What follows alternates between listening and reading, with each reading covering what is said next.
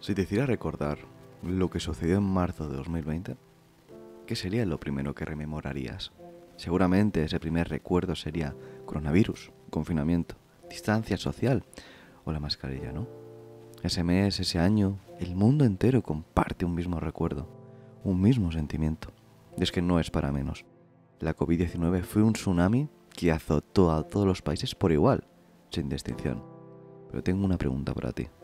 ¿Crees que todos los países actuaron de la misma forma para proteger a la ciudadanía? Nosotros veíamos lo que estaba pasando en otros países, lo que pasó en Italia, lo que pasó en Europa, lo que pasó en América Latina, particularmente en Perú, en Ecuador, y asombrados de que el gobierno no tomaba medidas. En Nicaragua, en vez de seguir las recomendaciones de la Organización Mundial de la Salud, al contrario, más bien se hizo desde el primer día y se continúa haciendo la promoción del contagio comunitario.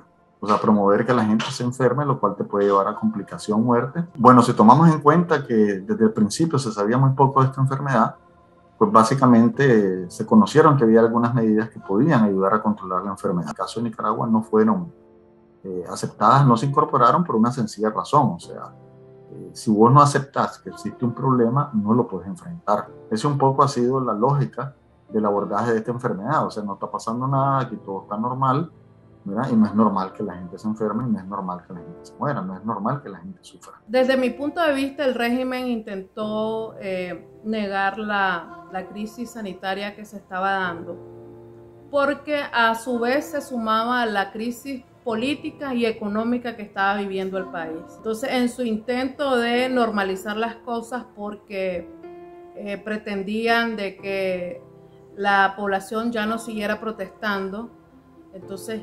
su medida fue negar, no registrar estadísticas de las realidades que se estaban dando y rechazar lo que estaba pasando para que políticamente ellos no quedaran mal. La responsabilidad de alertar y educar a la población para que la población se autoprotegiera, esas las tomamos los médicos a nivel individual, las tomamos el Comité Científico Multidisciplinario que se creó en marzo del 2020 y se cerró en julio del 2021 por seguridad de sus integrantes, la tomamos las asociaciones científicas o sociedades científicas médicas en el país, y sin embargo también, además de nosotros, la Iglesia Católica jugó un papel fundamental, igualmente la empresa privada, pero no hubo, digamos, un país entero en función de la prevención del COVID. O sea, había una parte del país manejado por las autoridades que decía que todo estaba bien, todo estaba normal, y por otro lado, la sociedad civil que estábamos tratando de apoyar a la población para que pudiéramos defendernos.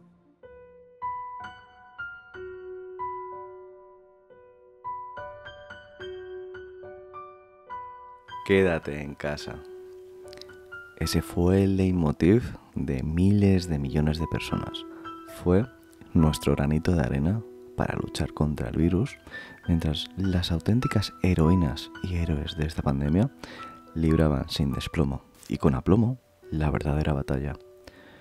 Esto me suscita una duda, y es: si Nicaragua supuestamente no había sido afectada por la COVID-19, entonces, ¿tú crees que se protegió al personal sanitario? El personal sanitario lamentablemente no pudo protegerse porque se le prohibió. En los primeros meses de la epidemia, el personal sanitario no se pudo proteger. Ellos compraban sus propias mascarillas, sus propios guantes, prácticamente la gente del sindicato se los arrebataba. No les dieron equipos de protección. Desde la sociedad civil nosotros sí recogimos dinero nuestro y fuimos donándole a diferentes médicos en el sector público, prácticamente a nivel de todo el país, les donamos equipos, pero a nivel individual. Provocó que entre ellos mismos se contagiaran, y tiempo después nos estábamos dando cuenta que empezaron a morir muchísimos médicos, especialistas, enfermeros, auxiliares. Luego se comenzaron a despedir así especialistas, que había muy pocos. Por ejemplo, se despidieron infectólogos y nada más había 2 en el sector público. Los médicos decían, no es cierto lo que se está diciendo, no es cierto, lo que nosotros sí estamos viendo son casos de COVID y hay que hacer esto y esto y esto. Entonces, por llevar la voz contraria a la orientación oficial, fueron despedidos. Pero así, de un día para otro, lo sacaron como que fueran ladrones. Llamaron a los médicos para decirles que le iban a quitar su licencia profesional si hablaban de la COVID, o les iban a aplicar la ley de ciberdelito. te puedes pasar 4 años preso, pero no solamente despediste a cualquiera, es que despediste a la gente que más necesitaba en este momento para la epidemia. Eso es grave. Vos tenés que proteger a tus trabajadores de salud porque son los que son tus soldados, digamos, que vas a utilizar en esta guerra, no los vas a desproteger. Y en Nicaragua se desprotegieron. Entonces, no vas a amenazar a tus trabajadores de salud. O sea, de hecho, a las asociaciones médicas que teníamos, 15 asociaciones médicas, nos quitaron la personalidad jurídica. Yo era presidente de la Sociedad Nicaragüense de Medicina General. Como una epidemia, vos vas a eliminar personalidad jurídica de asociaciones cuya función primordial es educar a los médicos. En cuanto a que muchísimas organizaciones de sociedad civil que intentaron poner un grano de arena en cuanto a dar seguimiento y registro a los decesos, a los números de casos contagiados, estos empezaron a ser perseguidos directamente por el gobierno, porque nuevamente me refiero al intento de ellos de normalizar la situación y para ellos descubrir, evidenciar, develar la realidad era prácticamente oponerse y seguir con el discurso de que lo que estábamos haciendo oposición queríamos hacer un golpe de Estado. Voy a recoger las palabras del doctor Leonel. Fueron tratados como si fueran ladrones. Qué gran disparidad, ¿verdad? En unos países el personal sanitario es considerado como héroes y en otros como delincuentes. Y todo por hacer su trabajo, por salvar vidas. Sin duda alguna no cabe en ningún análisis lógico tratar de negar las evidencias claras de una pandemia que azota a todo el mundo por igual, sin distinción. Pero hay que ser conscientes que no tomar acción perjudica a todas las personas por igual. El principal problema del sistema de salud actualmente es el desprestigio que tiene. O sea, se ha desprestigiado muchísimo frente a la población, primero por la negación de la atención a partir de la crisis del 2018, luego por la negación a enfrentarse a la epidemia porque la gente la está viviendo. La gente se está enfermando, está viendo en sus barrios que la gente se enferma, que se queda con complicaciones, que muere.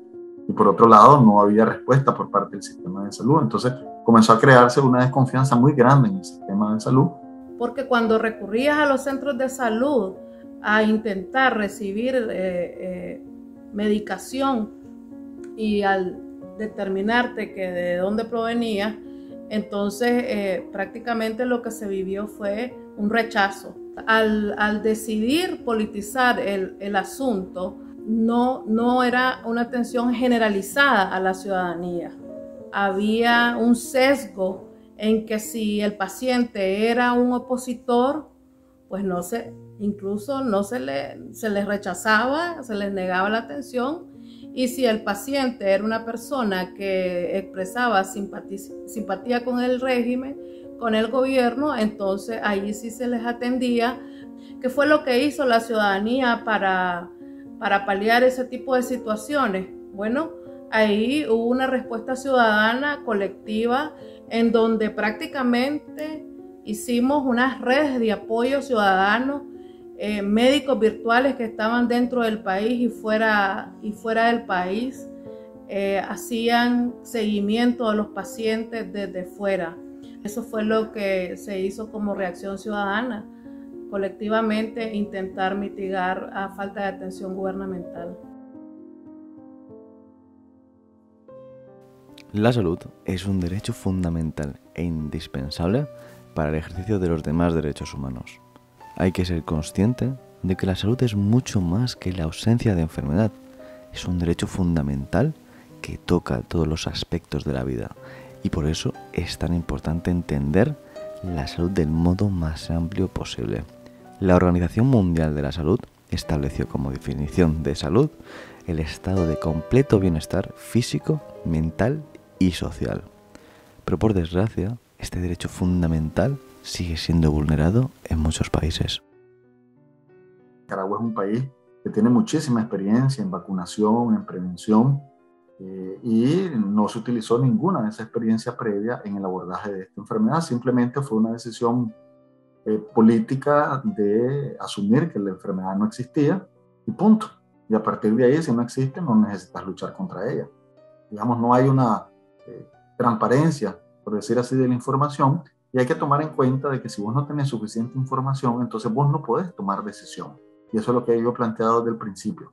Lo peligroso que es no compartir de forma pública y transparente la información sobre una enfermedad, porque esto es vital para que se identifique el riesgo y la población esté dispuesta a tomar las medidas necesarias para evitar, para reducir, controlar y eliminar la enfermedad. Entonces eso no se ha hecho en Nicaragua, ¿verdad? Y eso obviamente afecta los derechos humanos en salud, ¿verdad? Porque esa es parte de los derechos humanos en salud, tener la información de lo que está sucediendo para alertarme y tomar las medidas pertinentes. Segundo, que el acceso a la salud es un derecho.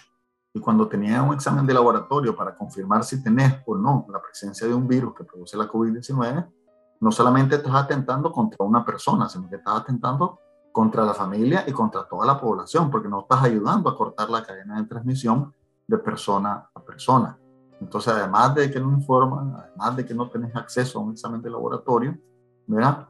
Tampoco tenés acceso a servicios médicos públicos de calidad, ¿verdad? ¿Por qué? Porque, bueno, al comportarse de forma irregular se pierde el prestigio, al perder el prestigio la gente ya no quiere llegar a la unidad de salud, ¿verdad? Y se entregó medicamentos en Nicaragua como la ivermectina, por ejemplo, que desde el 2020 demostramos que no funcionaba para la COVID-19, se anduvo distribuyendo por todos lados, ¿verdad? Entonces, el primer principio en medicina es no hacer daño.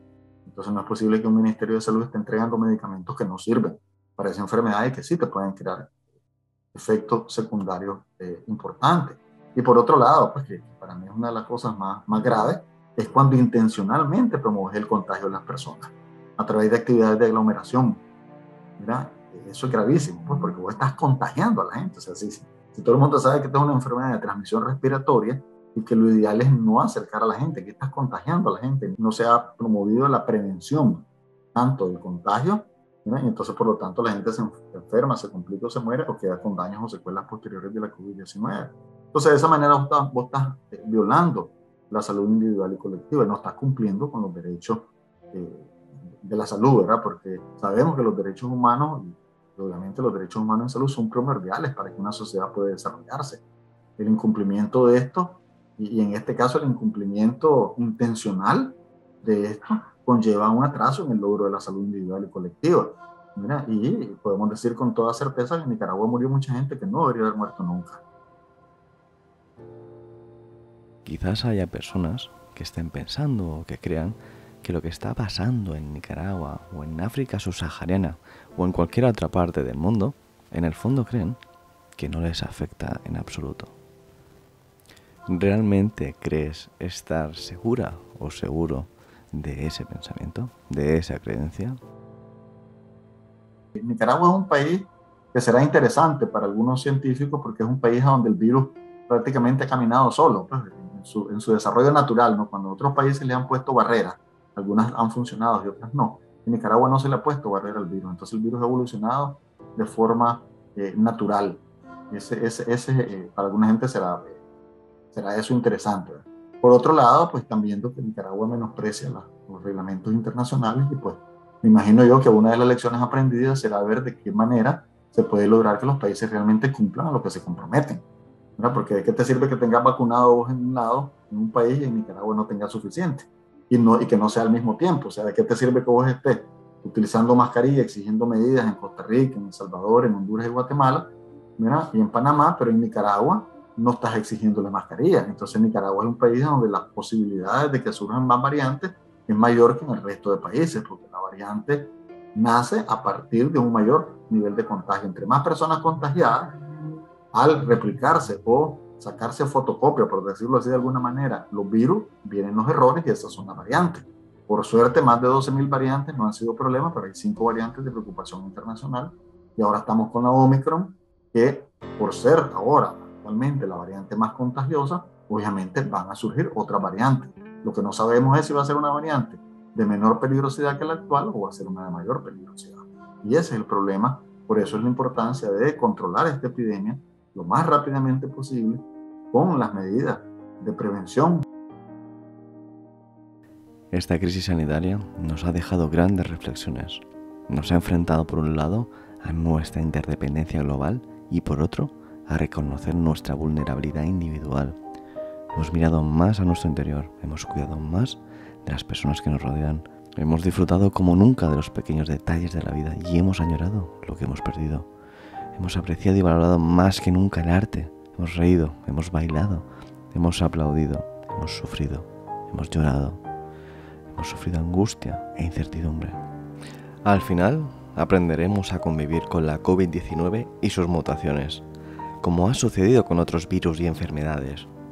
Pero esta dramática experiencia, como las pasadas guerras, deberá servir para mejorar la humanidad y su futuro.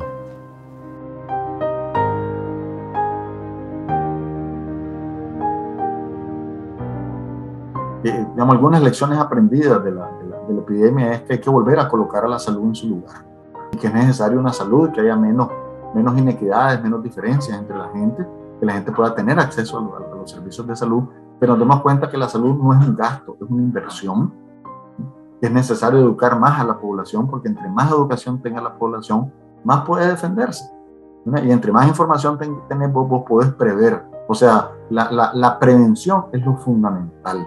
Invertir en que la gente pueda hacer ejercicio físico, que pueda caminar en lugares más seguros, en ciudades más saludables, en una alimentación más adecuada, que no solamente la gente que tengamos más recursos podamos comer la comida más sana y que la gente más pobre entonces coma toda la grasa mala y todo el resto de cosas. Yo creo que todas esas cosas se pueden transformar.